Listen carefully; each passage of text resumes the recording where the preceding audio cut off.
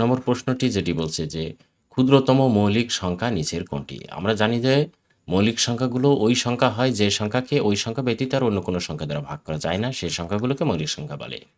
আর এটি হচ্ছে ১ এবং ০ এই দুটি মৌলিক সংখ্যা নয়। ১ হচ্ছে কি মৌলিকও নয়, যৌগিকও নয়।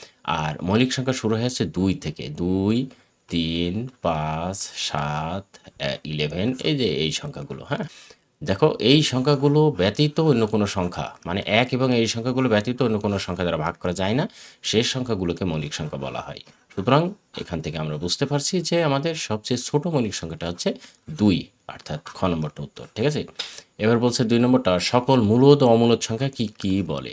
যে সকল মূলদ এবং অমূলদ সংখ্যাকে বাস্তব সংখ্যা বলে। আমরা জানি যে বাস্তব সংখ্যা এটি সমান হচ্ছে এক জায়গায় বলা হয় কি মূলদ সংখ্যা আর আরেকটা বলা হয় হচ্ছে অমূলদ সংখ্যা, অর্থাৎ সকল মূলদ এবং অমূলদ সংখ্যাগুলোই হচ্ছে বাস্তব সংখ্যা। ওকে, এই জন্য এখানে যেটি বলেছে যে সকল মূলদ এবং অমূলদ সংখ্যাকে কি বলা হয়?